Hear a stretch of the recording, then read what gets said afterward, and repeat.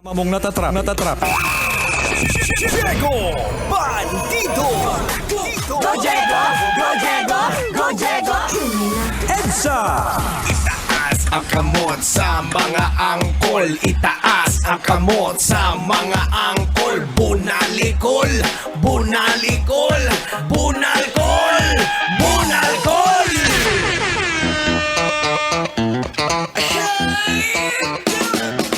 We got 27 minutes after 6 o'clock in the evening and you still lock in right here. Nakakabwisit. Alam mo, Manong Driver, kung bakit bigla ako nabwisit? Kasi itong si Boy P, gumawa ng photo lab na yung nauuso ngayon na sa Facebook na nilalagay tapos yung mukha nila yung mga dati sinang una. Never nga ako gumawa ng ganyan kasi nabubuisit ako. Ay, ama! Maloy ka!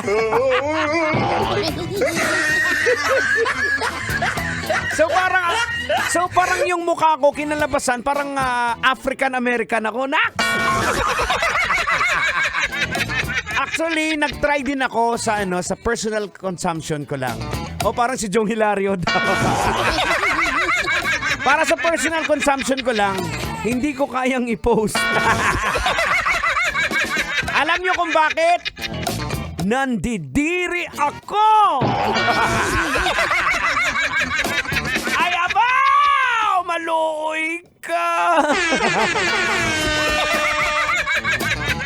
Ay, Boards, eto matanong kita, Manong Driver, ha? Yung pasahero mo, kamusta naman ang inyong pamamasada sa mga pauwi na ng bahay ngayon kasi kakagaling sa opisina. Make sure yung mga mister at misis natin na-update natin para nang ganon, hindi naman sila mag-worry. Yung minsan sa loob ng isang araw, you try to do something unexpected from your wife. Pero hindi naman ibig sabihin niya na may kasalanan ka. Basta try to do something sweet lang just to break the day of your husband or your wife, just to make it random. Kasi kung minsan, alam nyo, napapansin nyo rin din ba to? Na-experience mo rin ba na pag paulit-ulit lang yung routine mo, nagkakaroon ka ng parang sawa factor, na parang naiinis ka na, ewan na mainit ang ulo mo na hindi mo maintindihan. Kaya sometimes, you have to make things random din para to put some excitement. Halimbawa, out from nowhere, biglang message mo yung misis mo ngayon. Darling, bantayan mo ako dyan sa kanto. Sagot ng misis mo, bakit, love? Basta, bantayan mo ako dyan sa kanto. Nanggigigil na ako ngayon sa'yo.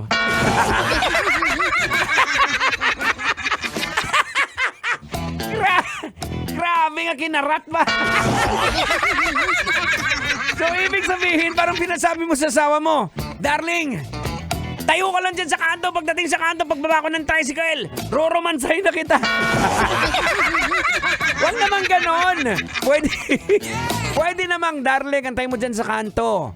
O tapos punta tayo dun sa may gotohan. Yung mga tipong ganon lang. Huwag naman ganon. Darling, pagdating ko sa kanto, ready ka na, roromansahin kita. Huwag naman ganon. Huwag naman ganon. Grabe, sobra-sobra na yung insan, ha. Pagdating niya sa kanto, mekos-mekos na yan, insan, ha. Sobra-sobra na yan, insan. Grabe, tornado!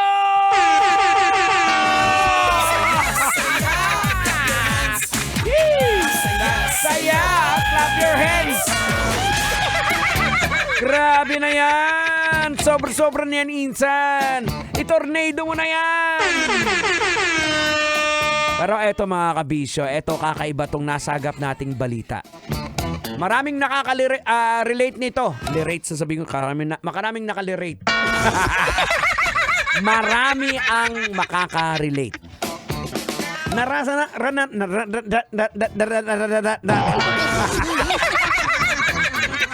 Peste ka, ano na nangyayari dyan sa bunganga mo? Bakit naipit? Hindi ko nga alam kung bakit ako nabubulol eh. Pero naranasan nyo na bang iwanan ka? Oh no! sakit na. Naranasan mo na bang iwanan ka? Masakit, di ba? Matapos ang lahat.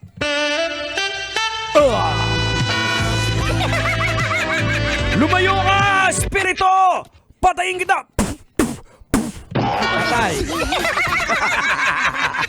Ilan kayo sa loob ng katawan? 3! Papatayin ko ang 2! Ilan kayo? 3 pa rin! Hindi tinabla. E dahil balik tayo doon sa pinag-uusapan natin. Ewan ko kung saan napupunta yung usapan natin. Eto kasi, viral ngayon sa social media na ikinatutuwa ng halos karamihan sa mga citizen. Sa mga netizen. Ewan ko manong kung ano. At saka sa pasahero mo manong. Ewan ko kung dumaan na to sa timeline niya. Etong yung konduktor na naiwan ng bus. Konduktor! Makinig! Konduktor ng bus na supposed to be ikaw ang nag-aayos dyan, ikaw ang naniningil sa mga pasahero, ikaw ang nagsasabi kung sinong bababa, ikaw ang kumakalabit sa driver, pero ikaw pa yung iniwan. Matapos ang lahat, iiwan ka. Puh! Puh! Grabe na yan, insan. Sobra-sobra na yan, insan, ha. Mekos-mekos na yan. Tornado! Ay, Ragoy! Ang saya-saya! Clap your hands! Maluoy ka! So ano, logican na ba natin to? Tang, logican na ba natin to, Tang? Ay, sige, logican mo na yan. Okay, logican na natin to! Logika na yan! Logika na yan! Okay, dahil logican na natin to, ano ba ang makukuha nating leksyon? Yung doon sa naiwan na konduktor. Unang-una siguro ang leksyon na makukuha natin dito na sa kahit anong parte ng buhay natin, we don't have to assume things. Dapat laging one step ahead tayo mag-isip sa mga gagawin natin. We have to develop this attitude of what if. Dapat laging meron tayong what if. Kagaya yung sa konduktor na hindi man lang siya nagpaalam sa kanyang driver. Inassume niya na alam ng driver niya. At yung driver din naman at the same time, inassume niya rin na nandun din yung konduktor niya. Hindi bala!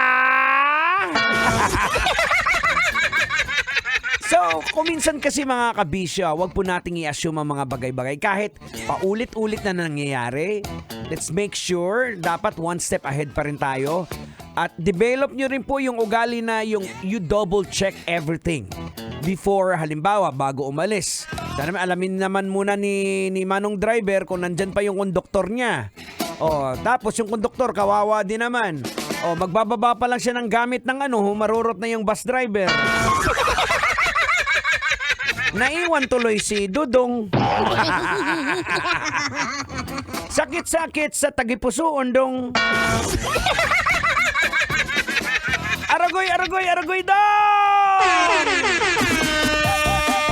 Hey, taas ang kamay! Taas ang kamay! Ipasok sa lubot! Pasok sa lubot! Ang kamot, simoton! Ang kamot, singoton! Sobrang baho-baho!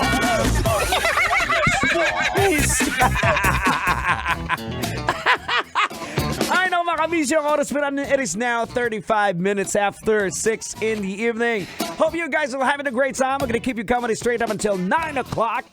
Don't worry, we got a whole lot of hits in store for you. Sobrang malulupit na mga awitin para sa inyo. Oy, shout out muna sa'yo para sa'yo, Manong driver. Etong susunod na awitin i-dedicate ko para sa'yo. I'm sure magugustuhan mo to. I'm sure babalik to ng mga ala-ala dati ng kapanahunan mo. Kapanahunan mong bentang-benta ka ba sa mga chicks? Kapanahunang kinikindatan mo pa si Mrs. Kapanahunang ipinapasyal mo pa siya. Here's a song coming from Yano with SM. Tara. Ano? Gala tayo. Punta tayo ng SM. Let's go! Sabay-sabay! 1, 2, 3.